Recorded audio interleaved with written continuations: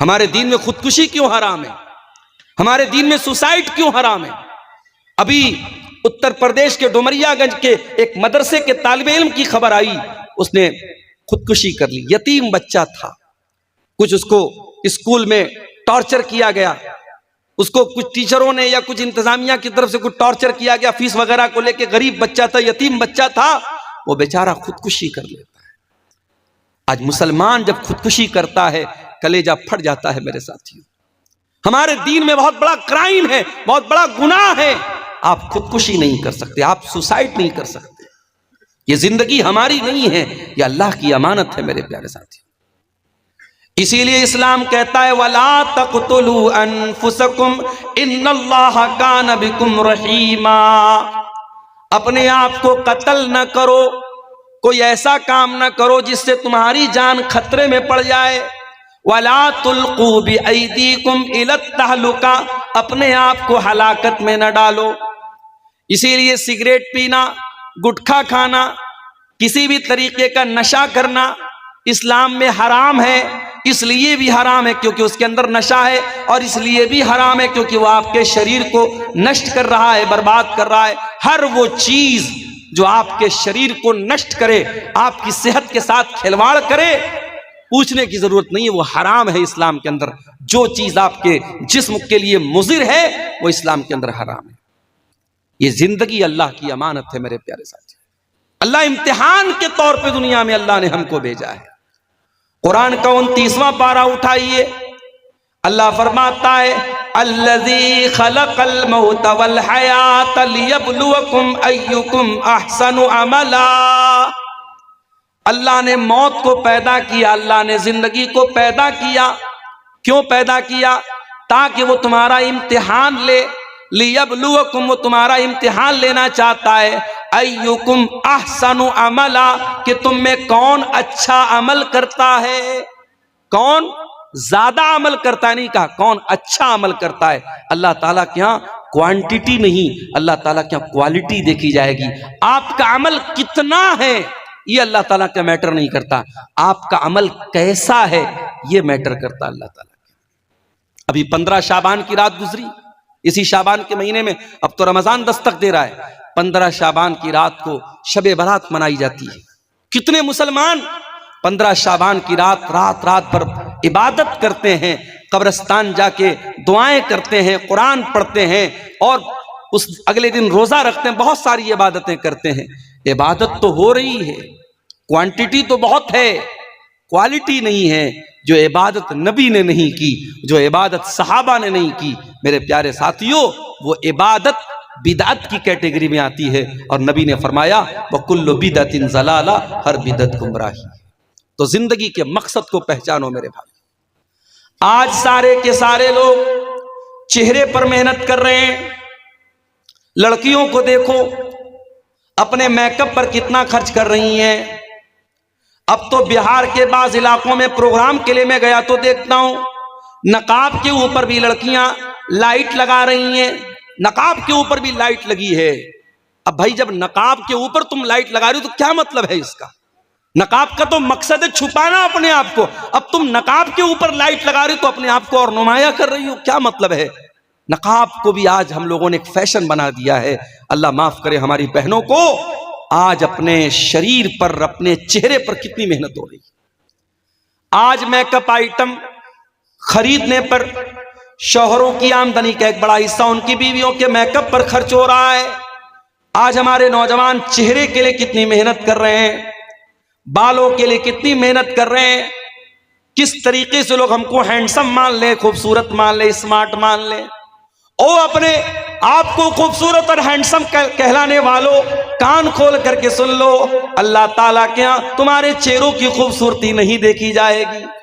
تم کتنے ہینڈسم ہو، کتنے خوبصورت ہو، کتنے گورے چٹے ہو، تمہارے چہرے پر کوئی داغ دھبا ہے یا نہیں، اللہ تعالیٰ کیا یہ نہیں دیکھا جائے گا۔ ان اللہ لا ينظر الى صورکم واجسامکم ولکن ينظر الى قلوبکم واعمالکم، اللہ تعالیٰ تمہارے چہروں کو نہیں دیکھے گا، اللہ تمہارے جسموں کو نہیں دیکھے گا، اللہ تعالیٰ کے یہاں اگر دیکھا جائے گا تو تمہارے دلوں کو دیکھا جائے گا. دل پر محنت کرو میرے پیارے ساتھی. بہت خوبصورت ایک لڑکا، بہت خوبصورت ایک خاتون، دنیا ان کے حسن و جمال کی تعریفیں کر رہی ہیں.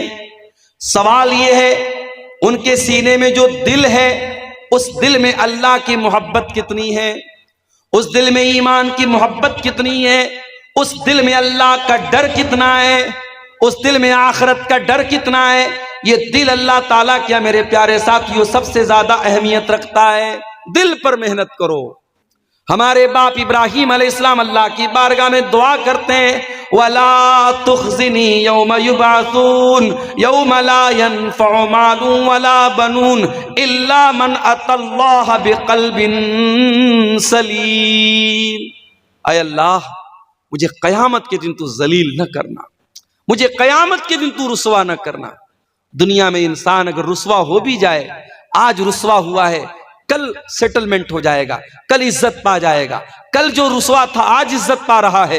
لیکن آخرت کی جو رسوائی ہے، قیامت کے دن کی جو ذلت ہے، اس کا کوئی مداوع نہیں ہے میرے بھائیوں، اس کا کوئی علاج نہیں ہے. اس لیے ابراہیم علیہ السلام دعا کرتے ہیں کہ اے اللہ مجھے قیامت کے دن تو ذلیل نہ کرنا. یوم لا ينفع مال ولا بنون، قیامت کے دن نہ مال کام آئے گا نہ اولاد کام آئے گی. نہ قبر میں آپ کا مال کام آئے گا، نہ آخرت میں آپ کا مال کام آئے گا. نہ قبر میں آپ کی اولاد آپ کا ساتھ دینے آئے گی، نہ قیامت کے دن آپ کا ساتھ دینے آئے گی. ہاں نیک اولاد ہے، دعا کرے گی آپ کے لیے تو اس دعا کا فائدہ آپ کو ملے گا. اولاد بنفس نفیس چل کر، کوئی بیٹا ایسا تو نہیں جو باپ کے ساتھ قبر میں جا کے اتر جائے. کوئی ایسا بیٹا تو نہیں جو باپ کا ہاتھ پکڑ کے قیامت کے دن کہہ دے کہ اے اللہ میرے باپ کی جگہ مجھے عذاب میں ڈال دے اور اللہ اس کے مطالبے کو قبول کر لے. نہیں، نہ قیامت کے دن بیٹا باپ کے کام آئے گا، نہ قبر میں کام آئے گا. الا من اتى اللہ بقلب سلیم، قیامت کے دن تو وہی کامیاب ہوگا جو قلب سلیم لے کر کے آئے گا، صاف ستھرا دل لے کر کے آئے گا. دل پر محنت کرو میرے بھائیو. یہ دل ہمارا بہت کٹھور ہوتا چلا جا رہا ہے. جلسوں میں کوئی کمی نہیں ہے، یوٹیوب پر بیانات کی کوئی کمی نہیں ہے، علماء کی تقاریر کی کمی نہیں ہے. اتنا سب کچھ ہم سنتے ہیں، رات بھر جلسے اور پروگرام ہو رہے ہیں، مگر کیا بات ہے کہ سماج میں برائیاں بڑھتی چلی جا رہی ہیں. کیا بات ہے کہ سماج کے اندر گندگیاں کم نہیں ہو رہی ہیں. وجہ یہ ہے کہ آج ہمارے دل کٹھور ہو چکے ہیں. اللہ نے قرآن میں یہودیوں سے کہا تھا ثم قست قلوبکم من بعد ذالک فہی کالحجارۃ او اشد قسوہ. اے یہودیو تم نے اتنے گناہ کیے، اتنے پاپ کیے کہ پاپ کرتے کرتے تمہارے دل پتھروں سے زیادہ کٹھور ہو گئے، پتھروں سے زیادہ تمہارے دل سخت ہو گئے. وَإِنَّ مِنَ الْحِجَارَةِ لَمَا يَتَفَجَّرُ مِنْهُ الْأَنْهَارُ. ارے پتھر تو کچھ ایسے بھی ہوتے ہیں کہ پتھر کے اندر سے نہریں جاری ہونے لگتی ہیں. وَإِنَّ مِنْهَا لَمَا يَشَّقَّقُ فَيَخْرُجُ مِنْهُ الْمَاءُ. پتھر تو کچھ ایسے بھی ہوتے ہیں پتھر میں سے سوراخ ہو جاتا ہے، پانی رس رس کر کے نکلنے لگتا ہے. وَإِنَّ مِنْهَا لَمَا يَهْبِطُ مِنْ خَشْيَةِ اللَّهِ. پتھر تو کچھ ایسے بھی ہوتے ہیں جو اللہ کے خوف سے پگھل جاتے ہیں. اے انسان تو اتنا پاپی ہو چکا ہے، اتنا پاپی ہو چکا ہے، تیرا دل پتھر سے بھی زیادہ کٹھور ہو چکا ہے، پتھر سے بھی زیادہ سخت ہو چکا ہے. آج ہمارے دل پتھروں سے زیادہ سخت ہو چکے ہیں میرے ساتھی. اور یاد رکھیے یہ مدرسے جو چلتے ہیں، یہ مدرسے آپ کے دل کی دنیا کو بدلنے کے لیے بنائے جاتے ہیں. ان مدرسوں میں آپ کے دل کی بیماریوں کا علاج پڑھایا جاتا ہے. دل کو کیسے اللہ کی طرف مائل کیا جائے، دل کو کیسے شریعت کی طرف مائل کیا جائے. اگر ایک جملے میں کہوں ان مدرسوں کا بنیادی مقصد یہی ہوتا ہے. وہ شاعر نے کہا نا کہ یہ مدرسہ ہے تیرا میکدہ نہیں ساقی، یہاں کی خاک سے انسان بنائے جاتے ہیں. انسان کیسے بنتے ہیں؟ ان مدرسوں سے جو نکلتے ہیں، جو دین کے طلباء اور دین کے علماء اور دین کے داعی جو دنیا میں قرآن و سنت کو عام کرتے ہیں، یہی وہ لوگ ہوتے ہیں میرے بھائیوں جو اپنے دلوں کی اصلاح کرتے ہیں اور دوسروں کے دلوں کی اصلاح کرتے ہیں. دل پر محنت کرو میرے ساتھی. ہم نے تو کورونا کا دور بھی دیکھا ہے. ہم نے تو وہ دور دیکھا ہے جو کئی نسلوں نے نہیں دیکھا، جو کئی صدیوں نے نہیں دیکھا، ہم نے وہ دور دیکھا ہے۔ کورونا کا وہ دور جس دور میں ہماری مسجدیں بند ہو گئی، خانہ کعبہ اللہ کا گھر جو 24/7 جس کا طواف ہوتا رہتا ہے، جہاں نماز ہوتی رہتی ہے، وہ خانہ کعبہ وہ مقفل ہو گیا، وہاں تالا لگ گیا۔ مسجدوں میں نماز بند ہو گئی، گھروں میں عید کی نماز ہم لوگوں نے پڑھی، جمعہ گھر میں قائم کیا گیا۔ یہ سارے مسائل نئے نئے مسائل جنم لیتے ہیں، اور حالات اتنے بدتر ہوئے کہ ہم روزانہ انٹرنیٹ پر دیکھتے تھے آج امریکہ میں کتنے لوگ مرے، آج فلاں ملک میں کتنے لوگ مرے، کرکٹ کے اسکور کی طرح مرنے والوں کی تعداد دیکھی جاتی تھی۔ اور حالات یہاں تک ہم نے دیکھے، ہمارے یو پی میں بنارس کا میں رہنے والا ہوں، گنگا کے گھاٹ کے کنارے غیر مسلم بھائیوں کی لاشیں پڑی رہتی تھی، کوئی جلانے والا نہیں، کوئی ان کا انتم سنسکار کرنے والا نہیں۔ کتنی جگہوں پر تو مسلمانوں نے ان غیر مسلموں کا انتم سنسکار کیا، کتنی جگہوں پر باپ مرا ہے، بیٹا اپنے باپ کی لاش کو چھونے کو تیار نہیں ہے، کتنی جگہوں پر کوڑا اٹھانے والی گاڑیوں سے لاشوں کو اٹھایا گیا۔ یہ حالات انسانی تاریخ نے بہت کم دیکھے تھے، یہ حالات ہم نے دیکھے تھے میرے بھائی۔ اتنے مشکل ترین حالات دیکھنے کے باوجود ہم کتنے کٹر دل اور کتنے کٹھور دل کے مالک ہیں میرے پیارے ساتھیوں۔ ہونا تو یہ چاہیے تھا ان حالات کو دیکھنے کے بعد ہماری حالت بدل جاتی، ہم اللہ والے بن جاتے، اللہ کی بارگاہ میں گڑ گڑانے والے بن جاتے، جو نماز سے دور ہے وہ نمازی بن جاتے، جو شراب میں غرق تھے وہ شراب سے توبہ کر لیتے، جو زنا میں مبتلا تھے وہ زنا سے توبہ کر لیتے۔ مگر حالات نے الٹا رخ دیکھا ہے، اتنی بڑی مصیبت کے بعد بھی ہماری بے راہ روی میں، ہماری گندگیوں میں، ہماری برائی میں کوئی کمی نہیں آئی۔ اسی لیے اللہ تعالیٰ قرآن کریم میں کہتا ہے فَلَوْلَا إِذْ جَاءَهُمْ بَأْسُنَا تَضَرَّعُوا وَلَكِنْ قَسَتْ قُلُوبُهُمْ وَزَيَّنَ لَهُمُ الشَّيْطَانُ مَا كَانُوا يَعْمَلُونَ۔ میرے بندو، جب مصیبتیں تمہارے اوپر آئیں، جب بیماریاں تمہارے اوپر آئیں، جب وائرس تمہارے اوپر آیا، ہونا تو یہ چاہیے تھا کہ تم اللہ کی بارگاہ میں تضرع کرتے، گڑ گڑاتے، اللہ سے معافی مانگتے، اللہ سے توبہ کرتے، لیکن تمہارے دل تو کٹھور ہو چکے ہیں، تمہارے دل تو سخت ہو چکے ہیں، اور شیطان تمہاری برائیوں کو اتنا سجا چکا ہے کہ تمہیں توبہ کرنے کی توفیق بھی نہیں ملتی، توبہ کرنے کی توفیق بھی نہیں ملتی۔ شیطان کا بہت پرانا ہتھیار ہے، جب آپ توبہ کرنے کا ارادہ کریں گے شیطان کہے گا بعد میں کر لینا، بعد میں کر لینا، ابھی تو زندگی پڑی ہے، ابھی تو جوانی ہے، ابھی موج مستی کے دن ہے، کر لو۔ میرے نوجوان ساتھیوں، یہ جوانی کتنے دنوں تک باقی رہے گی اس کی کیا گارنٹی ہے؟ کتنے دنوں تک زندگی باقی رہے گی اس بات کی کیا گارنٹی ہے؟ ابھی ہمارے ایک دوست الہ آباد کے رہنے والے، پریاگ راج کے رہنے والے، ان کے بہنوئی اچھے خاصے چلتے پھرتے انسان 3 مہینہ پہلے بیمار ہوتے ہیں، زور زور سے ان کو کھانسی آنے لگتی ہے، ایڈمٹ کیا جاتا ہے، ڈاکٹر چیک اپ کرتا ہے، کہتا ہے ان کو کینسر کی بیماری ہے، اور کینسر ان کے پھیپھڑے تک پہنچ چکا ہے، لنگس تک پہنچ چکا ہے، ان کے پورے پھیپھڑے کو کینسر نے خراب کر دیا ہے۔ ڈاکٹر کہتا ہے کہ اب ان کا بچنا بہت مشکل ہے۔ بیچارے اس وقت پریاگ راج کے جو حالات ہیں، الہ آباد کے، وہاں چونکہ مہا کمبھ چل رہا ہے اور آنے جانے کے کتنے مسئلے ہیں، بیچارے اپنے بہنوئی کو لے کر کے وہ بنارس پچھلے ہفتے آئے اور بنارس کے ایک ہاسپٹل میں ایڈمٹ کیا۔ میں گیا تھا وہاں دیکھنے، حالت دیکھ کر کے احساس ہوا میرے بھائیوں، کل تک جو انسان بالکل صحیح تھا، چل پھر رہا تھا، اور 1 مہینے کے اندر اندر آج حالت یہ ہے ان کی ہڈیوں میں جان باقی نہیں بچی ہے، کھڑے ہو رہے ہیں تو کھڑے نہیں ہو پا رہے، ٹک نہیں پا رہے ہیں۔ ڈاکٹر نے کہا کہ ان کی ہڈیوں کے اندر، ان کے ہڈیوں کے اندر جو گودا ہوتا ہے اس کے اندر بھی کینسر کے جراثیم جا چکے ہیں، اب ان کا بچنا بہت مشکل ہے، اب ان کو لے جائیے، ان کو دعا کی ضرورت ہے، ان کو دوا کی ضرورت نہیں ہے۔ یہ بیماری پوچھ کر کے تو نہیں آتی میرے ساتھیوں، کوئی ایکسیڈنٹ پوچھ کر کے تو نہیں آتا۔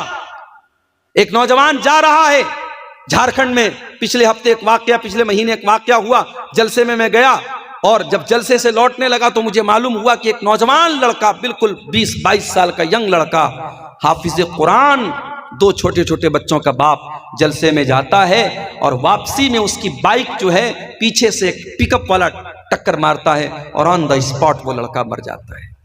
नौजवानों, मौत आपसे पूछ करके तो नहीं आएगी, बीमारी आपको पता बता करके तो नहीं आएगी।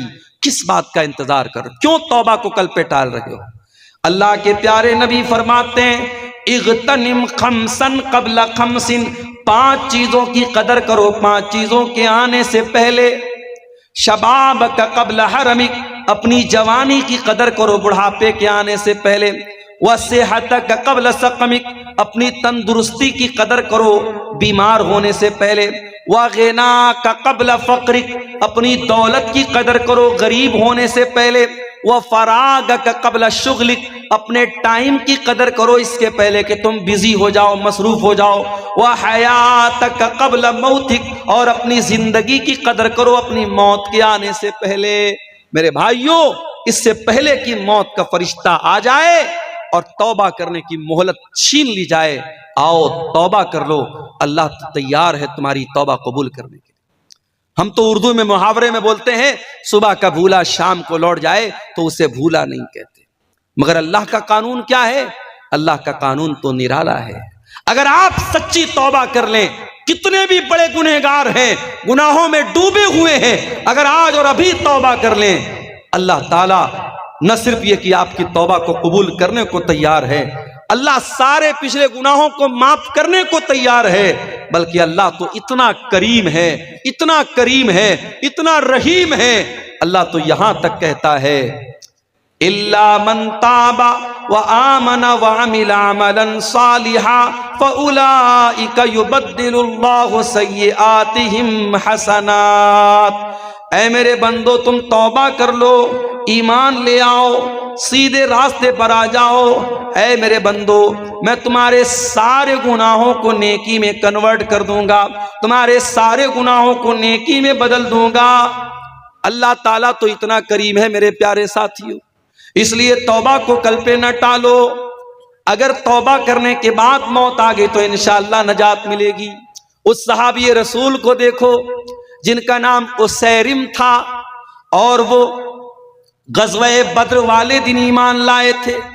उसी दिन ईमान लाए और ईमान लाते ही गज़वे बद्र में शामिल हुए और अल्लाह की राह में शहीद हो गए। हजरत उसैरिम रज़ी अल्लाह ताला अन्हु वो सहाबी हैं, उलमा कहते हैं ये वो सहाबी हैं जिन्होंने एक टाइम की नमाज भी नहीं पढ़ी, एक टाइम की नमाज भी नहीं पढ़ी, ईमान लाए और ईमान लाते ही अल्लाह की राह में जिहाद में चले गए और अल्लाह की राह में लड़ते लड़ते शहीद हो गए। शहादत की मौत नसीब हो गई। नबी ने उनको जन्नती करार दिया। एक टाइम की नमाज न पढ़ने के बावजूद वो जन्नत में चले गए। क्यों? क्योंकि जिंदगी ने उनको मोहलत नहीं दी नमाज पढ़ने की।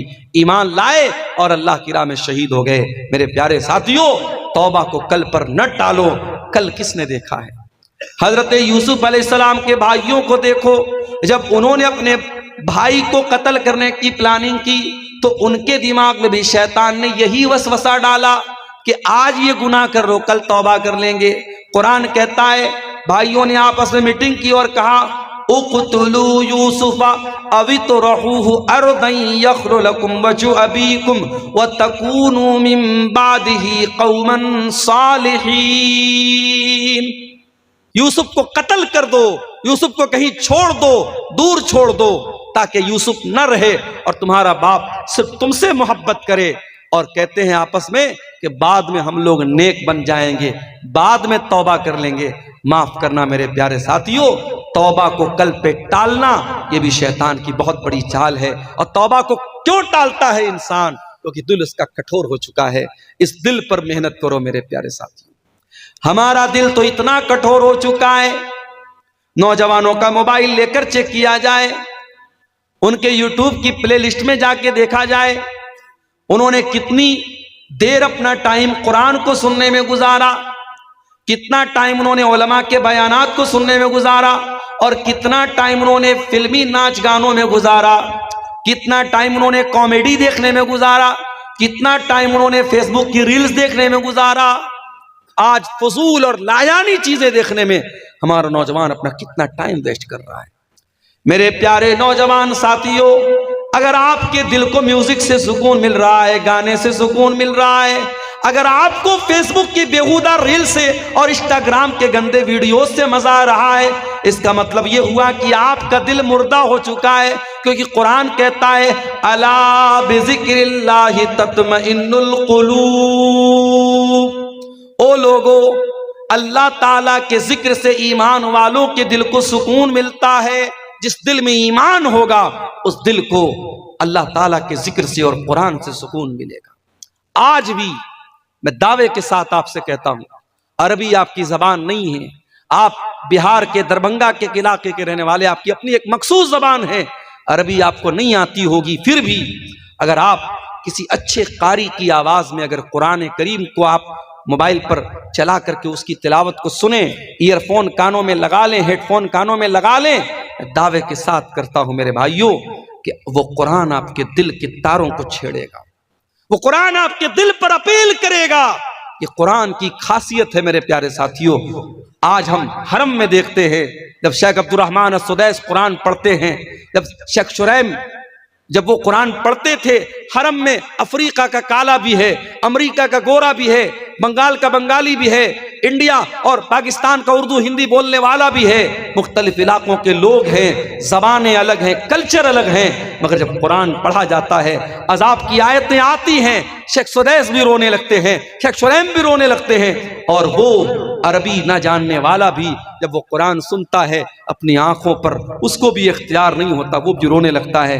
یہ قرآن وہ کتاب ہے میرے ساتھ، اسی لیے اللہ اس کتاب کے بارے میں کہتا ہے لو انزلنا ھذا القرآن علی جبل لرأیتہ خاشعا متصدعا من خشیۃ اللہ، اگر اس قرآن کو ہم نے کسی پہاڑ کے اوپر بھی اتارا ہوتا تو پہاڑ بھی اللہ کے خوف سے ریزہ ریزہ ہو جاتا۔ اے انسانوں، تمہارے دل تو بڑے کمزور، بڑے نازک ہیں، گوشت پوست کے بنے ہوئے معمولی سے دل ہیں، قرآن کسی پہاڑ پہ اترتا تو پہاڑ بھی چور چور ہو جاتا، تمہارے دل کی کیا حیثیت ہے؟ تو قرآن سے اپنا تعلق جوڑو میرے پیارے ساتھیوں، قرآن آپ کے دل کو موم بنائے گا، قرآن آپ کے دل کو نرم بنائے گا۔ میری پیاری ماں بہنوں، افسوس کی بات ہے آج آپ بھی قرآن سے بہت دور ہیں۔ آج بعض خواتین کا فون آتا ہے، مولانا صاحب ہم اپنے مخصوص ایام میں ناپاکی کی حالت میں، جن ایام میں نماز پڑھنا ہمارے لیے منع ہے، ان ایام میں ہم قرآن پڑھ سکتے ہیں یا نہیں؟ تو کان کھول کر کے سن لیں، جو صحیح مسئلہ جو علماء محققین نے بیان کیا ہے کہ قرآن کو ٹچ کرنا، حیض کی حالت میں عورت ڈائریکٹ قرآن کو ٹچ کرے یہ منع ہے، اس میں بھی اختلاف ہے، لیکن چلو جو زیادہ راجی اور مضبوط بات ہے وہ یہی ہے کہ عورت اگر پیریڈ میں ہے تو ڈائریکٹ قرآن کو ٹچ نہ کرے، مگر قرآن پڑھنے سے منع نہیں کیا گیا۔ اور آج موبائل پر آپ کو قرآن پڑھنے کی سہولت ہے، میری پیاری ماں اور بہنوں، آپ کے پاس کوئی بہانہ نہیں ہے، اینی ٹائم جہاں چاہیں آپ قرآن پڑھ سکتے ہیں۔ اس قرآن سے اپنا تعلق جوڑو میرے بھائیوں، آپ سے بھی کہتا ہوں، میری بہنوں آپ سے بھی کہتا ہوں، یہی وہ قرآن ہے۔ اما عائشہ رضی اللہ تعالیٰ عنہ چاشت کی نماز پڑھ رہی ہیں اور اسی قرآن کی تلاوت کر رہی ہیں، اور قرآن پڑھتے پڑھتے جب اما عائشہ سورہ طور کی اس آیت پر پہنچتی ہیں فَمَنَّ اللَّهُ عَلَيْنَا وَوَقَانَا عَذَابَ السَّمُومِ، سورہ طور کی تلاوت کر رہی حضرت عائشہ، اور اس آیت پر جب پہنچتی ہیں کہ جنتی جب جنت میں جائیں گے تو کہیں گے اے اللہ تیرا احسان ہے ہم پر کہ تو نے ہم کو جہنم کی آگ سے بچا لیا۔ جب اما عائشہ اس آیت پر پہنچی، ان کے بھتیجے قاسم بن محمد ان سے ملنے کے لیے آئے، بھتیجے نے دیکھا کہ میری پھوپھی جان قرآن پڑھ رہی ہیں، سورہ طور پڑھ رہی ہیں چاشت کی نماز میں، تو بھتیجے وہاں سے چلے گئے، اور بہت دیر کے بعد مارکیٹ میں سودا سلف لینے کے بعد بہت دیر کے بعد جب واپس آئے، کیا دیکھتے ہیں میری پھوپھی جان اسی آیت کو پڑھتی چلی جا رہی ہیں اور روتی چلی جا رہی ہیں، اپنے آنسوؤں کو دوپٹے سے پوچھتی چلی جا رہی ہیں فَمَنَّ اللَّهُ عَلَيْنَا وَوَقَانَا عَذَابَ السَّمُومِ، اے اللہ تیرا احسان ہے ہم پر کہ تو نے ہم کو جہنم کی آگ سے بچا لیا۔ حضرت عائشہ اس آیت کو پڑھ کر کے بار بار رو رہی ہیں۔ میرے پیارے ساتھیوں، میری پیاری ماں اور بہنوں، وہ قرآن آج ہمارے پاس بھی ہے۔ اگر اپنے دل کی بھلائی چاہتے ہو، اپنے دل کو نرم کرنا چاہتے ہو، تو ذرا قرآن سے اپنا تعلق مضبوط کرو اور قرآن سے جڑو میرے پیارے ساتھیوں۔ دل کی سختی کو اگر دور کرنا ہے میرے پیارے بھائیوں، تو دنیا میں بہت ساری چیزیں جو جائز ہیں، جائز چیزوں کو بھی حد سے زیادہ ان سے تعلق نہ جوڑو. مثال کے طور پہ کھانا پینا پہننا ظاہر کی جائز ہے، مگر آپ ان جائز چیزوں میں بھی جب حد سے زیادہ مبتلا ہو جائیں گے تو دل کٹھور ہو جائے گا. جیسے بعض لوگ کیا ہوتے ہیں، ان کو ہمیشہ کھانے ہی کی بات رہتی ہے کہ آج یہ کھائیں گے کل وہ کھائیں گے، طرح طرح کے کھانے پینے، یعنی زندگی کا مقصد کیا ہے؟ چٹپٹی چیزیں کھانا، کھانا ہی کھانا ان کی زندگی کا مقصد ہے. بعض لوگوں کو آپ دیکھیے صبح کو الگ کپڑا پہن رہے ہیں، شام کو الگ کپڑا پہن رہے ہیں، یعنی کپڑے ہی ان کی زندگی کا مقصد ہے. بعض عورتوں کو دیکھیے، ان کی زندگی میں کپڑے، میری الماری میں اتنے کپڑے ہیں، میرے وارڈروب میں اتنے کپڑے ہیں، کپڑوں کو انہوں نے زندگی بنا کے رکھا ہے. یاد رکھو میرے پیارے ساتھیوں، اس دنیا سے اتنا ہی تعلق جوڑو جتنے کی ضرورت ہے. اصل تیاری آخرت کی کرو. دنیا میں اچھا کھاؤ اچھا پہنو، منع نہیں ہے، مگر دنیا کو سب کچھ اگر سمجھ کر کے بیٹھ گئے تو قرآن کی وارننگ بھی سن لو. بل تؤثرون الحیات الدنیا والآخرۃ خیر وابقی. میرے بندو، تم دنیا کی زندگی کو ترجیح دیتے ہو، دنیا کی زندگی کو پرائیورٹی دیتے ہو، سب کچھ سمجھتے ہو، جبکہ آخرت کی زندگی زیادہ بہتر اور زیادہ باقی رہنے والی ہے. یہ کون سی عقل مندی ہے کہ اس 40 سال کی 50 سال کی زندگی کے لیے اتنی محنت ہم کرتے ہیں اور اس پرماننٹ زندگی کے لیے ہم کوئی محنت نہیں کرتے. میں نے اپنی آنکھوں سے دیکھا ہے لوگوں کو جن کو اپنے سونے کی چوڑیوں پر بڑا ناز تھا، وہ عورتیں جب مر گئیں ان کی چوڑیاں کسی اور کے ہاتھوں میں چلی گئی. جن کو اپنے بینک بیلنس پر بڑا ناز تھا، اپنی دولت پر بڑا ناز تھا، اپنی سرکاری نوکری پر بڑا ناز تھا، آج دنیا سے چلے گئے.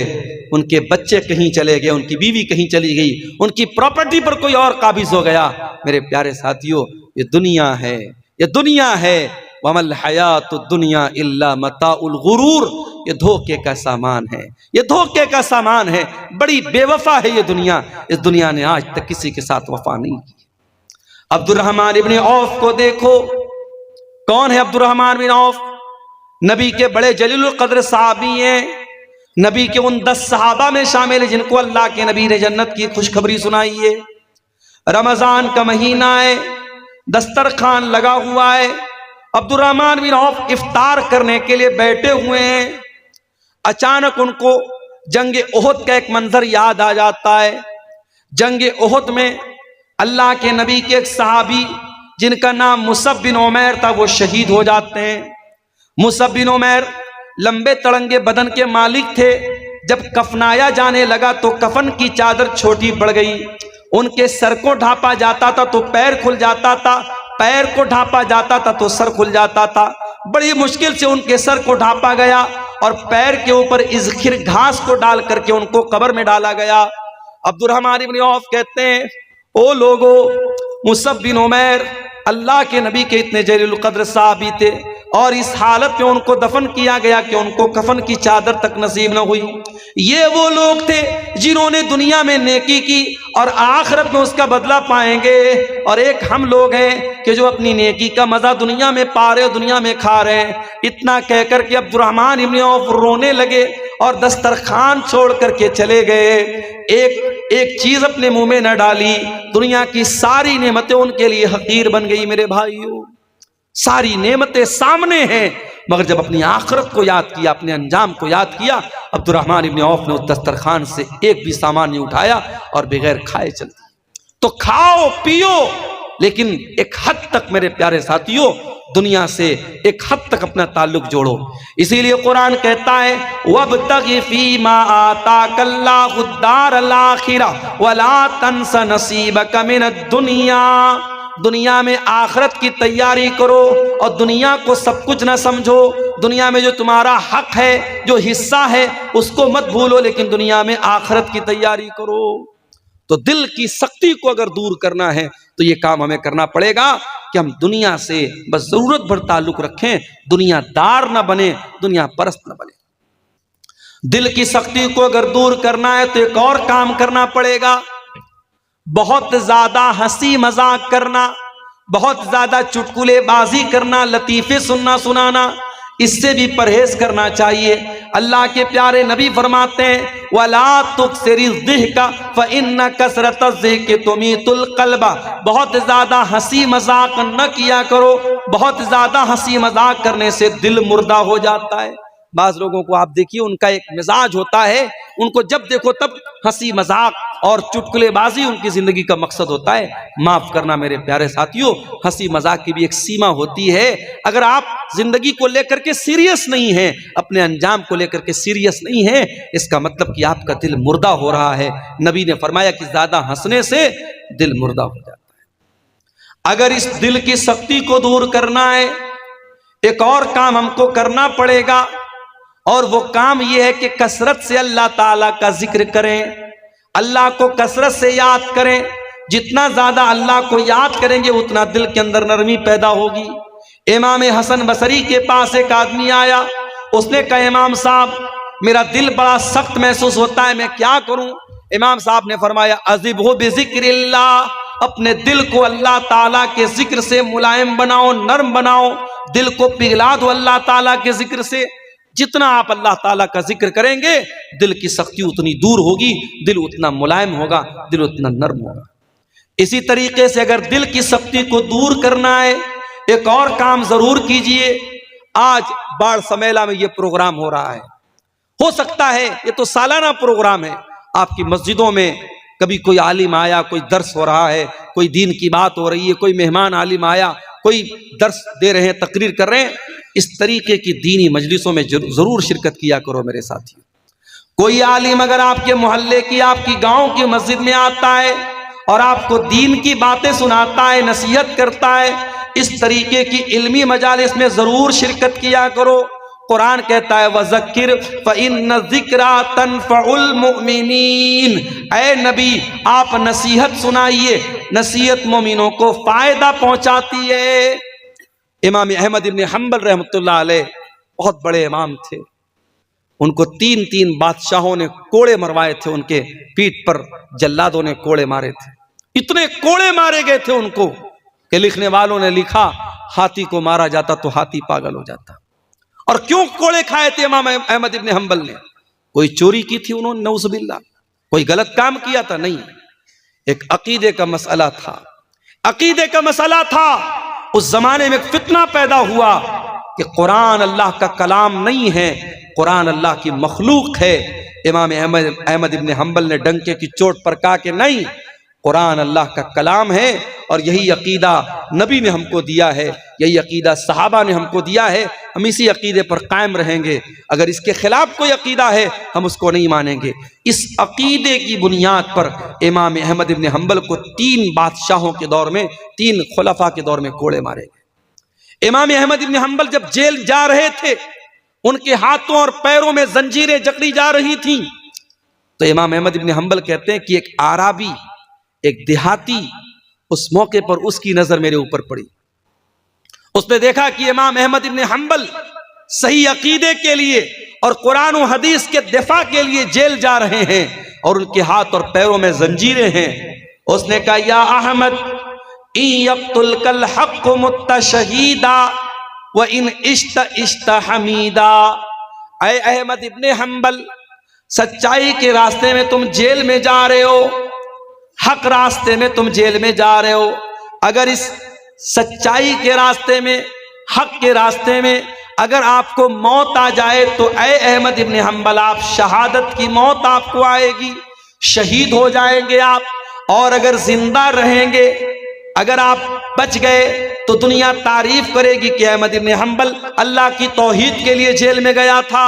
اے احمد ابن حنبل آپ کے دونوں ہاتھ میں لڈو ہے، مر گئے تو شہادت کی موت ہوگی، بچ گئے تو لوگ آپ کی تعریف کریں گے۔ احمد ابن حنبل کہتے جب میں جیل میں گیا اور جلادوں نے میری پیٹھ پر کوڑے برسائے اور میرے ہاتھوں میں جب زنجیریں پہنائی گئیں تو مجھے اس جلاد کی بات، اس عربی کی بات یاد آئی، اس دیہاتی کی بات یاد آئی، فقوی قلبی، اور اس کی باتوں کو یاد کر کے میرا دل مضبوط ہو گیا۔ میرے پیارے ساتھیوں، کبھی ایسا ہوتا ہے کوئی ایک تقریر، کوئی ایک بات، کسی عالم کی کوئی ایک نصیحت دل کی دنیا بدل دیتی ہے۔ ایک ڈاکو تھا جس کا کام تھا ڈاکہ ڈالنا، جس کا کام تھا چوری کرنا، لوگوں کے گھروں میں جا کے چوری کرتا تھا، ڈاکہ ڈالتا تھا۔ اسے ایک لڑکی سے محبت ہو گئی، اس لڑکی سے ملنے کے لیے اس کے مکان کی چھت پہ گیا، رات کا سناٹا تھا، دور کوئی اپنے گھر میں بیٹھ کے قرآن پڑھ رہا تھا، اور قرآن پڑھتے پڑھتے سورہ حدید کی آیت نمبر 16 اس تلاوت کرنے والے نے تلاوت کی، اور وہ اس چور اور ڈاکو کے کانوں میں وہ آیت پڑ گئی، أَلَمْ يَعْنِ لِلَّذِينَ آمَنُوا أَن تَخْشَعَ قُلُوبُهُمْ لِذِكْرِ اللَّهِ، کیا ایمان والوں کے لیے ابھی وہ سمے نہیں آیا، وہ وقت نہیں آیا کہ اللہ کا کلام سن کر کے ان کے دل پگھل جائیں؟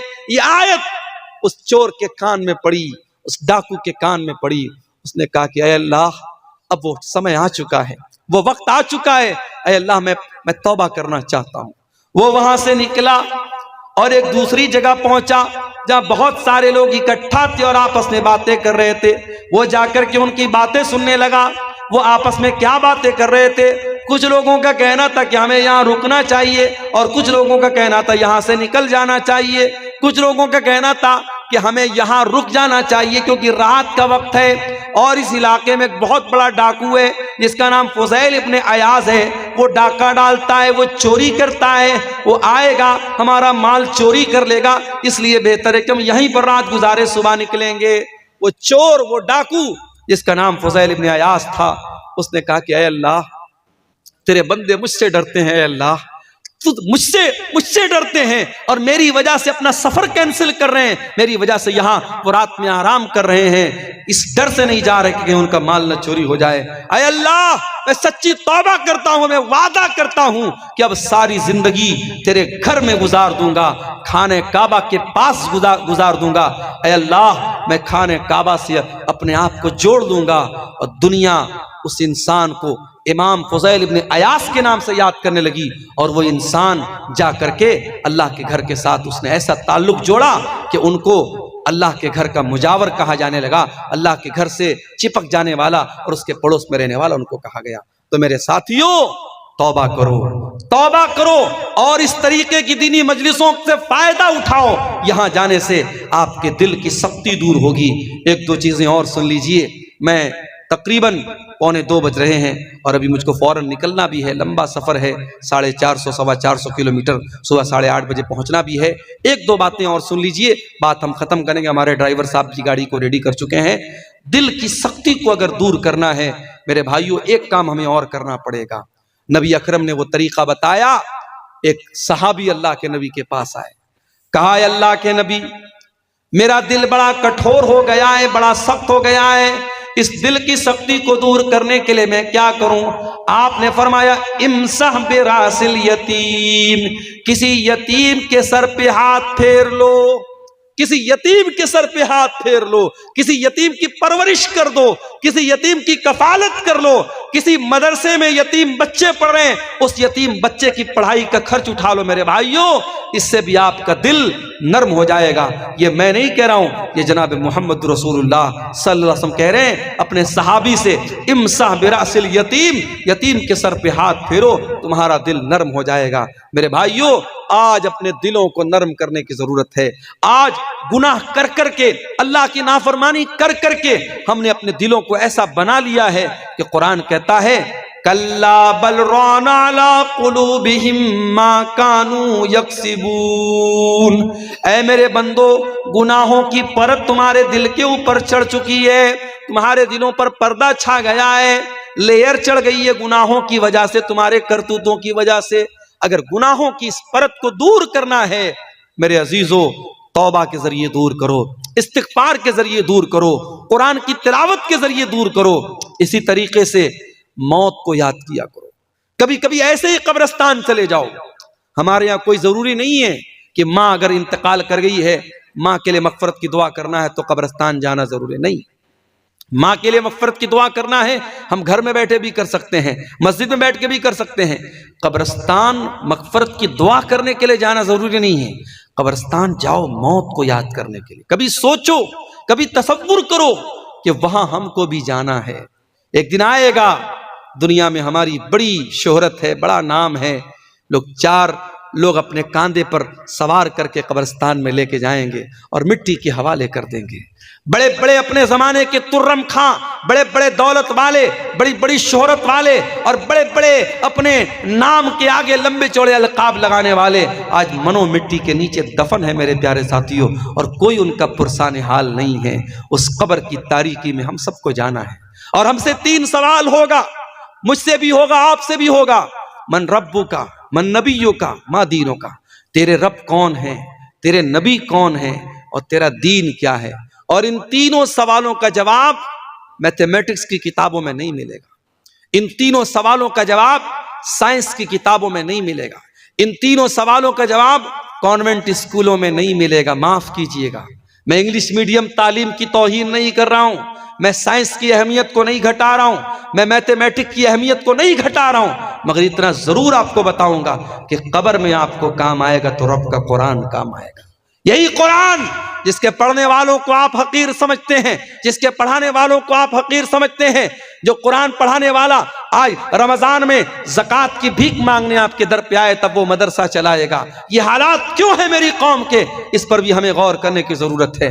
بڑے بڑے سیٹھوں کے یہاں بھکاریوں کی طرح یہ مدارس کے سفرا، یہ مدارس کے ذمہ دار بھکاریوں کی طرح لائن لگا کے کھڑے ہوتے ہیں، اور زکوٰۃ کی رقم انہیں بھکاریوں کی طرح دی جاتی ہے۔ یہ بھی ایک لمحہ فکریہ اور غور کرنے کا مقام ہے کہ آپ کو قرآن پڑھانے والا اور آپ کے بچوں کو قرآن پڑھانے والا آپ کے در پہ آ کے بھیک مانگتا ہے تب وہ قرآن پڑھا پاتا ہے۔ یہ بہت افسوس کی بات ہے میرے بھائیوں۔ جب مومن قبر کے تینوں سوالوں کا صحیح جواب دے گا، میرا رب اللہ ہے، میرا دین اسلام ہے، میرے نبی محمد صلی اللہ علیہ وسلم ہے، تو فرشتہ پوچھے گا کہ تجھے ان تینوں سوالوں کا جواب کیسے پتا چلا؟ تو وہ کیا کہے گا؟ قرأت کتاب اللہ فآمنت بہ وصدقت بہ، میں نے قرآن پڑھا تھا، میں نے اللہ کی کتاب کو پڑھا تھا، اس پر ایمان لایا تھا، اس پر تصدیق کی تھی۔ میں قرآن کا عالم تھا، میں قرآن کا حافظ تھا، میں نے قرآن کو سمجھا تھا، میں نے قرآن کو پڑھا تھا۔ قبر میں بھی یہ قرآن آپ کے کام آئے گا، اور قیامت کے دن بھی یہ قرآن آپ کے کام آئے گا۔ قیامت کے دن یوم یفر المرء من اخیہ وامہ وابی وصاحبتہ وبنی، نہ بیٹا باپ کے کام آئے گا، نہ بیوی شوہر کے کام آئے گی، نہ بھائی بھائی کے کام آئے گا، لیکن قرآن وہاں بھی آپ کے کام آئے گا۔ نبی اکرم فرماتے ہیں اقرؤوا القرآن فإنہ یأتی یوم القیامۃ شفیعا لأصحابہ، قرآن پڑھا کرو، قرآن قیامت کے دن سفارش کرے گا تمہارے لیے، تمہارے حق میں اللہ تعالیٰ سے لڑے گا۔ میرے بھائیوں، قرآن سے اپنا تعلق مضبوط کرو، موت کو یاد کرو، قبرستان جایا کرو، اس سے بھی انشاءاللہ ہمارے دلوں کی سختی دور ہوگی۔ اور آخری چیز میرے پیارے ساتھیوں، دل کی سختی کو دور کرنا ہے تو دل کے مالک سے اپنی لو لگا لو۔ دل کا ریموٹ کنٹرول اللہ کے ہاتھ میں ہے، دل کا مالک اللہ ہے۔ اللہ جب تک نہیں چاہے گا آپ کا دل ہدایت پر نہیں آ سکتا، آپ کا دل صحیح راستے پر نہیں آ سکتا، اور جس دن اللہ چاہے گا بڑے سے بڑے گمراہ انسان کو اللہ ایمان کی توفیق دے دے گا۔ بڑے بڑے بالی ووڈ کے اور ہالی ووڈ کے فلمی ہیرو اور ہیروئن جن کی ساری زندگی ناچ گانے میں گزری، جس دن اللہ نے ان کو ہدایت دینی چاہی، ہدایت کے راستے پر آ گئے، اور جس کے دل کو اللہ تعالیٰ نے ہدایت سے محروم کر دینا چاہا وہ مسلمان تھا، مرتد ہو گیا۔ کوئی اپنے آپ کو کل تک مسلمان کہتا تھا، آج کافر ہو گیا، مشرک ہو گیا، اور آج دوسروں کے در پہ جا کے سر جھکانے لگا۔ اس لیے دل کے مالک سے اپنا تعلق جوڑو، اور ایک دعا سکھا رہا ہوں، اور یہ دعا ہمارے پیارے نبی جناب محمد رسول اللہ صلی اللہ علیہ وسلم کثرت سے پڑھا کرتے تھے۔ یا مقلب القلوب ثبت قلبی علی دینک، اے دلوں کے پلٹنے والے میرے دل کو اپنے دین پر ثابت قدم کر دے، میرے دل کو اپنے دین پر جما دے۔ یہ دعا کثرت سے پڑھا کرو، انشاءاللہ یہ جو ہے آپ کو یہ دعا کام دے گی۔ یہ سوالات، ڈھیر سارے سوالات آئے، اتنا ٹائم بھی نہیں ہے، جلدی جلدی جواب دے دیتے ہیں۔ کیا تراویح کی نماز پڑھانے کے لیے مکمل قرآن حفظ کرنا ضروری ہے؟ ضروری نہیں ہے، بہتر تو ہے کہ مکمل قرآن کا حافظ ہو تاکہ مکمل قرآن پڑھے، چونکہ اللہ کے پیارے نبی ہر رمضان میں حضرت جبریل کو پورا قرآن سناتے تھے۔ اسی سے علماء نے یہ مسئلہ مستنبط کیا ہے کہ تراویح میں بھی پورا قرآن پڑھایا جائے تو بہتر ہے، افضل ہے، لیکن ضروری نہیں ہے۔ کیا عورتیں تراویح کی نماز مسجد میں مردوں کے ساتھ پڑھ سکتی ہیں؟ بالکل پڑھ سکتی ہیں، جیسے جمعہ کی نماز پڑھ سکتی ہیں، جیسے 5 وقتہ نماز پڑھ سکتی ہیں۔ اگر ان کے لیے سپریٹ انتظام ہے پردے کے ساتھ وہ آ رہی ہیں اور کوئی ایسا کام نہیں کر رہی جو غیر شرعی ہے، جو شریعت کے رول اینڈ ریگولیشن کے خلاف ہے، تو تراویح کی نماز بھی پڑھ سکتی ہیں۔ حیض اور نفاس والی عورت فرض روزہ کی قضا کب پوری کرے گی؟ اگلے رمضان کے پہلے پہلے کرے گی۔ مان لیجئے کہ کسی عورت کے پیریڈ کی وجہ سے 5-6 روزے چھوٹ گئے، تو اس کو چاہیے کہ اگلے سال کا رمضان آنے کے پہلے پہلے بیچ میں کبھی بھی اس کو پورا کر لے۔ اور نفاس میں جو روزے چھوٹتے ہیں تو اس میں ہو سکتا ہے کہ لمبا پیریڈ چلا جائے، زیادہ روزے چھوٹ جائیں، تو ان کو بھی کوشش کرے ایز سون ایز پاسبل، جتنا جلدی ممکن ہے اس کی قضا کر دیں۔ لڑکا اور لڑکی کب بالغ ہوتے ہیں اور کتنے سال کی عمر میں ان پر روزہ فرض ہے؟ عمر کی کوئی قید نہیں ہے۔ لڑکیوں کو جب پیریڈ آنے لگے وہ بالغ ہو جاتی ہیں، اور لڑکوں کو جب داڑھی مونچھ کے بال آ جائیں یا شرمگاہ کے بال آ جائیں تو وہ بالغ ہو جاتے ہیں۔ اب ایسا اگر 12 سال کی عمر میں بھی ہو جائے تو وہ بالغ مانا جائے گا، اور بالغ اگر ہیں تو ان کے اوپر نماز بھی فرض ہے، ان کے اوپر روزہ بھی فرض ہے۔ واللہ عالم۔ تراویح کی نماز کتنی رکعت ہے؟ 8 یا 20؟ جو اللہ کے رسول کی سنت ہے، آپ سے ثابت ہے، 8 رکعت تراویح ہے۔ آپ 8 کے ساتھ 3 رکعت وتر پڑھے، یعنی 8 + 3 11 رکعت، یہ اللہ کے نبی سے ثابت ہے، اور اس پر بہت ساری دلیلیں موجود ہیں، اللہ کے رسول کی احادیث موجود ہیں۔ کیا مردے کی طرف سے افطار کرا سکتے ہیں؟ مردے کی طرف سے عام صدقہ خیرات کرنے کا ذکر ملتا ہے۔ افطار کا میرے علم میں کوئی ایسا خاص ثبوت نہیں ہے جس میں مردے کی طرف سے اللہ کے رسول کے دور میں یا صحابہ کے دور میں افطار کرایا گیا ہو۔ بعض علماء نے یہ لکھا ہے کہ افطار بھی ایک طریقے کا اطعام ہے، مسکینوں کو جس طریقے سے ہم کھانا کھلاتے ہیں تو افطار میں بھی ہم لوگوں کو کھانا کھلاتے ہیں، تو میت کی طرف سے بھی ہم کرا سکتے ہیں۔ لیکن بہرحال بہتر یہ ہے کہ آپ خود اپنی طرف سے افطار کرائیں۔ اگر آپ اپنی طرف سے افطار کرا رہے ہیں روزے داروں کو، اور آپ یہ چاہتے ہیں کہ آپ کے باپ کو فائدہ ملے، آپ کے باپ جن کا انتقال ہو چکا ہے، تو یہ بات یاد رکھیے کہ اولاد کے ہر نیک عمل کا ثواب آٹومیٹک باپ کو ملتا ہے۔ تو چونکہ خاص اس عمل کا روزے دار کو افطار کرانے کا مردے کی طرف سے کوئی ثبوت میرے علم میں نہیں ہے، اور علماء موجود ہیں، اگر کوئی دلیل ہو تو سامنے لائی جا سکتی ہے۔ میرے علم میں ایسی کوئی دلیل نہیں ہے، اس لیے اس سے پرہیز کرنا چاہیے۔ افطار مردے کی طرف سے نہیں کرانا چاہیے۔ ہاں، آپ غریبوں کو کھانا کھلا سکتے ہیں، صدقہ خیرات کر سکتے ہیں، اس کا ثبوت بہرحال ملتا ہے۔ عید کی نماز کے لیے کیا عورتیں امامت کر سکتی ہیں؟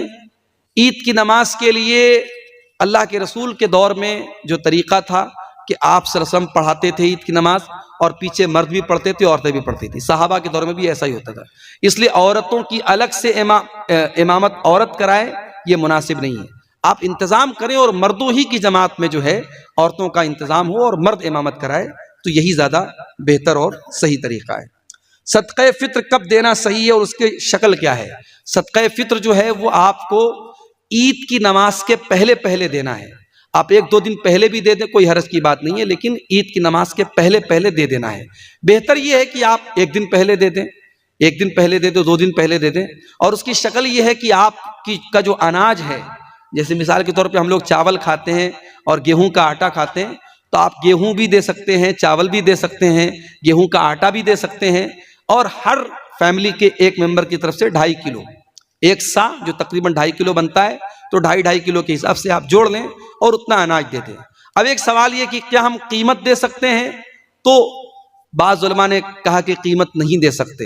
اناج کا ذکر حدیث میں ملتا، ہمیں اناج ہی دینا چاہیے۔ قیمت دیں گے تو قیمت ادا نہیں ہوگی۔ لیکن جو صحیح بات اور معقول بات لگتی ہے، مضبوط بات جو معلوم ہوتی ہے، وہ یہ کہ اناج کا دینا افضل ہے، لیکن اگر کہیں کسی علاقے میں اناج دینے میں اس فقیر کی، اس غریب کا نقصان ہو رہا ہے، یا اس کی مصلحت اناج نہ دینے میں ہے، تو اس کو کیش بھی دیا جا سکتا ہے، کیونکہ اللہ کے رسول کے دور میں اناج بھی ایک طریقے کی کرنسی تھی۔ لوگ سامان خریدتے بیچتے تھے، اناج دے کر خریدتے بیچتے تھے، کپڑا لیتے تھے، اناج دے کے لیتے تھے۔ آج ہم بہت سارے علاقوں میں دیکھتے ہیں کہ غریب کو اناج دیا جاتا ہے، اور وہ اناج جا کر کے دکاندار کو اونے پونے بیچتا ہے، اور پھر اس سے پیسہ حاصل کرتا ہے۔ تو اسی لیے بہت سارے علماء کا کہنا ہے کہ جب وہ نقصان خود کر رہا ہے تو اس سے بہتر ہے کہ ہم اس کو کیش رقم دے دیں۔ لیکن بہرحال تمام دلائل کو سامنے رکھ کر کے جو بات زیادہ مضبوط نظر آتی ہے وہ یہ کہ اناج ہی دیا جائے۔ اناج دینے میں کوئی جب مسئلہ ہو، کوئی مشکل ہو، تب پیسہ دیا جائے۔ بعض لوگوں نے پیسے ہی کو آسان سمجھ کے اس کو رواج بنا لیا، وہ بھی ٹھیک نہیں۔ جو ایک سنت سے جو چیز ثابت ہے، اناج دیا جائے تو اناج کا ہی اہتمام کرنا چاہیے۔ واللہ عالم بالصواب۔ یہ چند سوالات تھے جن کا جواب جلدی جلدی میں ہم نے آپ کے سامنے دیا۔ ہمارے بزرگ عالم دین مولانا عرفان مدنی صاحب موجود ہیں، اگر ہم سے کہیں ان جوابات میں خطا ہوئی ہوگی تو وہ اس کی تصحیح کریں گے۔ میں وقت ختم ہو رہا ہے۔ اللہ تعالی ہم سب کو اپنی اصلاح کی توفیق عطا فرمائے، اللہ ہم سب کو سچی توبہ کی توفیق عطا فرمائے۔ رب العالمین ہمیں اپنے دلوں کو ہی اجمل آسی پہ کر دینا کرم، تیری رحمت کے بنا کوئی نہ بخشا جائے گا، مت کرو ناراض رب کو زلزلہ آ جائے گا۔ صدر محترم، علماء کرام، محترم بزرگوں، نوجوان ساتھیوں،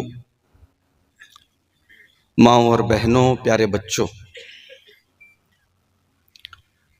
اپنے انتہائی عزیز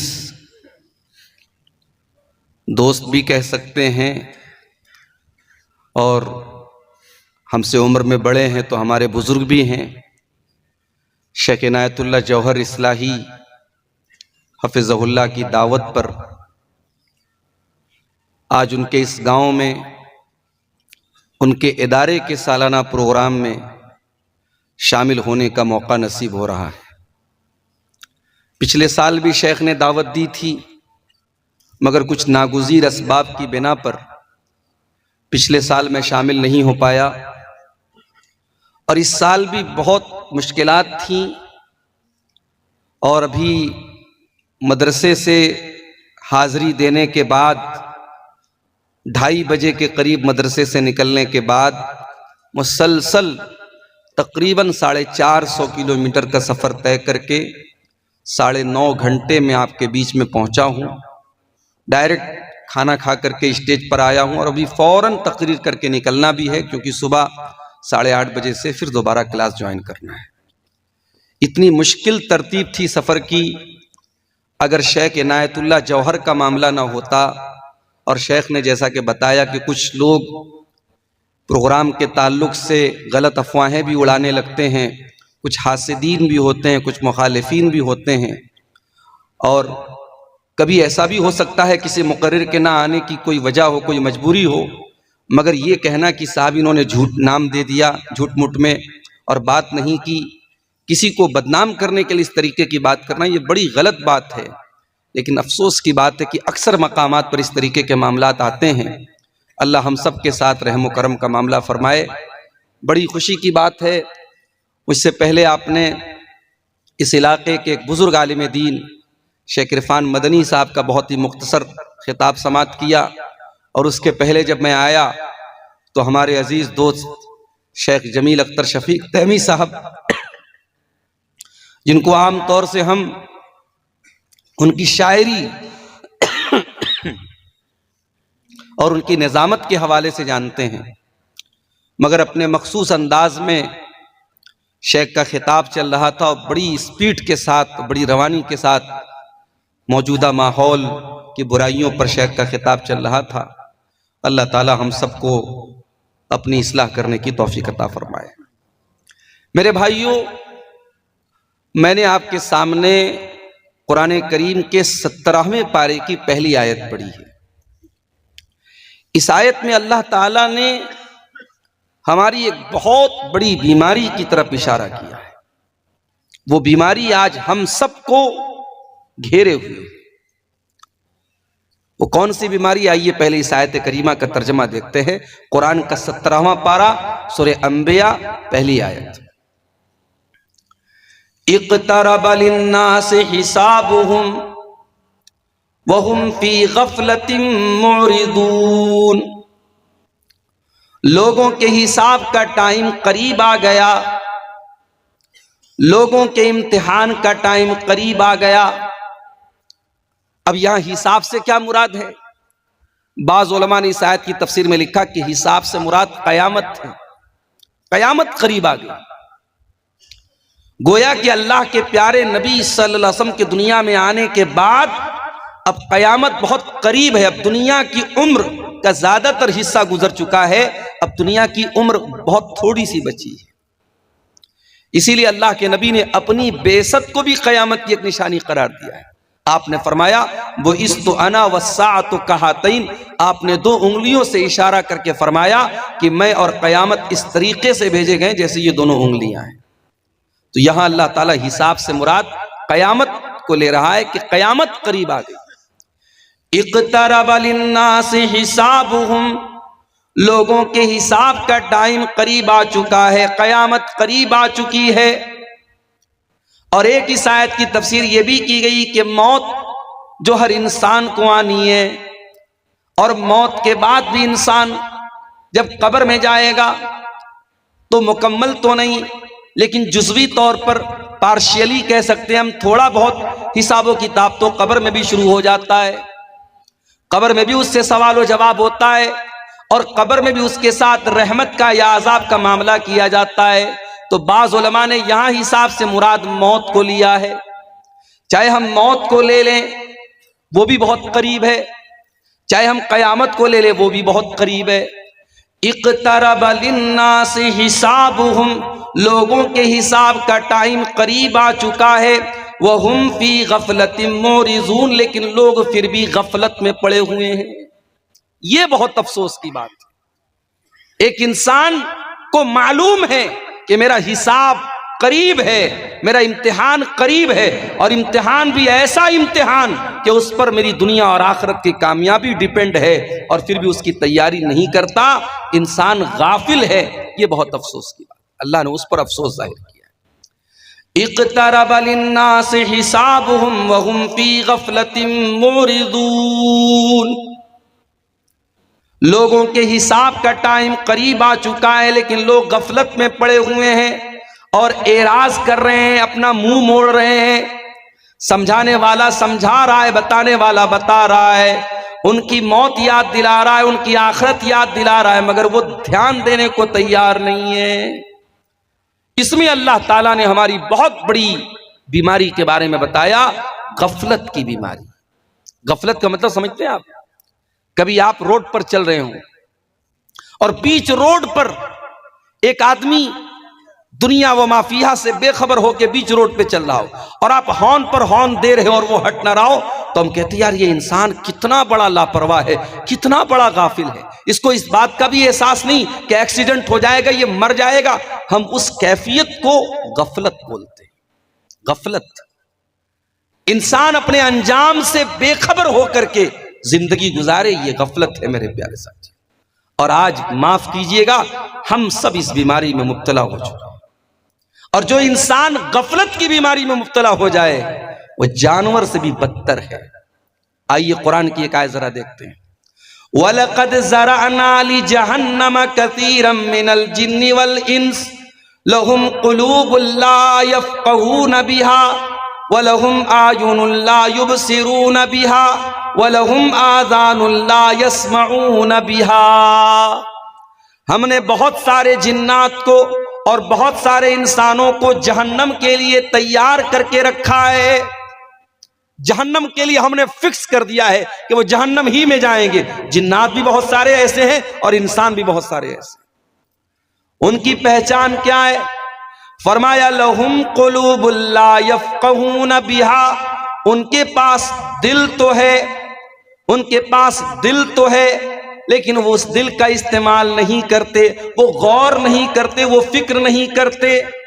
ان کے اندر سوچنے سمجھنے کی صلاحیت نہیں ہے. دل اور دماغ تو ہے مگر غور نہیں کرتے. وَلَهُمْ أَعْيُنٌ لَّا يُبْصِرُونَ بِهَا، ان کے پاس آنکھیں تو ہیں مگر وہ دیکھتے نہیں ہیں. وَلَهُمْ آذَانٌ لَّا يَسْمَعُونَ بِهَا، ان کے پاس کان تو ہے مگر وہ سنتے نہیں ہیں. کیا مطلب؟ بہرے ہیں، اندھے نہیں، آنکھیں ہیں مگر عبرت کی نگاہیں نہیں ہیں. آنکھیں ہیں، سچائی کو نہیں دیکھتے، صحیح کیا ہے غلط کیا ہے اس کو نہیں دیکھتے. ان کی آنکھیں اس کے سلسلے میں بند ہو جاتی ہیں. کان ہیں، سنتے ہیں مگر حق بات بیان کی جائے ایک کان سے سن کر کے دوسرے کان سے اڑا دیتے. اللہ فرماتا ہے ایسے لاپرواہ لوگ، ایسے غافل لوگ، ایسے بے خبر لوگ جن کے پاس دل اور دماغ تو ہے مگر استعمال نہیں کرتے، آنکھیں تو ہیں مگر سچائی کو نہیں دیکھتے، کان تو ہے مگر حق بات کو نہیں سنتے. فرمایا اولئک کالانعام بل ہم اضل، ایسے لوگ تو جانور ہیں بلکہ جانوروں سے بھی زیادہ بدتر ہیں. اولئک هم الغافلون، یہی وہ لوگ ہیں جو غافل ہیں. غافل قرار دیا اللہ تعالیٰ نے ایسے لوگوں کو جو اللہ رب العالمین کے دین کے سلسلے میں اپنے کان، اپنی آنکھ اور اپنے دل اور دماغ کا استعمال نہ کریں. میرے پیارے ساتھیوں، آج ذرا نوجوان نسل کے اوپر نظر اٹھا کے دیکھو. آج ہم سب اس غفلت کی بیماری میں مبتلا ہیں. آج ہمارا نوجوان اپنی زندگی کا مقصد کیا بنا کے بیٹھا ہے؟ کھانا ہے، کمانا، انجوائے کرنا ہے. نہ زندگی کا کوئی موٹو ہے، نہ مقصد ہے، نہ مشن ہے. اے مسلمان، اگر تیری زندگی کا مقصد صرف کھانا کمانا اور انجوائے کرنا ہے تو تیری زندگی کے بیچ میں اور ایک جانور کی زندگی میں کیا فرق ہے؟ تیری زندگی میں اور ایک مشرک کی اور ایک کافر کی زندگی میں کیا فرق ہے؟ معاف کرنا، اپنی شہوتوں کو پورا کرنا تو جانور کو بھی آتا ہے، اپنے کھانے کا انتظام کرنا تو جانور کو بھی آتا ہے. ایک حیوان بھی اپنا پیٹ پال لیتا ہے. اے انسان، تو اپنی شرمگاہ کی اور اپنے جسم کے تقاضے ہی پورے کرنے کے لیے نہیں آیا ہے. تیری زندگی کا مقصد بہت اعلیٰ ہے، تیری زندگی کا مقصد بہت بلند ہے. کیا ہے تیری زندگی کا مقصد؟ اللہ قرآن میں کہتا ہے وَمَا خَلَقْتُ الْجِنَّ وَالْإِنسَ إِلَّا لِيَعْبُدُونَ. میرے بندوں، میں نے جنات کو اور انسان کو اپنی عبادت کے لیے پیدا کیا ہے. میں نے اس لیے پیدا کیا ہے تاکہ انسان میری توحید پر آ جائے، میری عبادت کرے، مجھ کو راضی کرے، ایسا کام کرے جس سے میں خوش ہو جاؤں. یہ ہے ہماری زندگی کا مقصد. ہماری زندگی کا مقصد کیا ہے؟ اللہ کو راضی کرنا ہے. یہی وجہ ہے قرآن کہتا ہے قل ان صلاتی ونسکی ومحیای ومماتی للہ رب العالمین. اے نبی آپ فرما دیجئے میری نماز اللہ تعالیٰ کے لیے، میری قربانی اللہ تعالیٰ کے لیے، میرا جینا اللہ تعالیٰ کے لیے، میرا مرنا اللہ تعالیٰ کے لیے. میری زندگی کا مقصد تیرے دین کی سرفرازی. میں اسی لیے مسلمان، میں اسی لیے نمازی. یہ ہماری زندگی کا مقصد ہے. اور یہ مقصد جب انسان اس کو اپنا لے تو دنیا کی پرواہ نہیں کرتا. دنیا کیا کر رہی ہے، دنیا کیا کہہ رہے، نہیں، میرا رب کس میں خوش ہے، میرا رب کس میں راضی ہے. انسان اس بات کی پرواہ کرتا ہے. اسی لیے اللہ کے پیارے نبی فرماتے ہیں من التمس رضا اللہ بسخط الناس کفاہ اللہ مؤونۃ الناس. جو اللہ کو راضی کرنے کے لیے لوگوں کو ناراض کر دے، لوگ ناراض ہوتے ہیں، پرواہ نہ کرے، اللہ کو راضی کرے، تو ایسے انسان کے لیے اللہ تعالیٰ کافی ہو جائے گا. اللہ اسے لوگوں کا محتاج نہیں بنائے گا، لوگوں کے در کا بھکاری نہیں بنائے گا. وَمَنِ الْتَمَسَ رِضَى النَّاسِ بِسَخَطِ اللَّهِ، اور جو لوگوں کو راضی کر کے اللہ کو ناراض کرے گا، جو اللہ کو ناراض کر کے لوگوں کو خوش کرنے کی کوشش کرے گا، وَكَلَهُ اللَّهُ إِلَى النَّاسِ، اللہ تعالیٰ اسے لوگوں کے حوالے کر دے گا. لوگ آپ سے کبھی خوش نہیں ہو سکتے. نہیں، جتنے بھی آپ نیک بن جائیں، لوگ آپ سے کب خوش ہوں گے؟ جب آپ مریں گے اور لوگ آپ کی قبر پہ مٹی دینے آئیں گے، تب کہیں گے یار یہ آدمی اچھا تھا. لوگوں کو خوش کرنے کے چکر میں نہ پڑو میرے پیارے ساتھیوں، اپنی زندگی کے مقصد کو پہچانو. یہ زندگی بہت بہت قیمتی ہے میرے بھائی.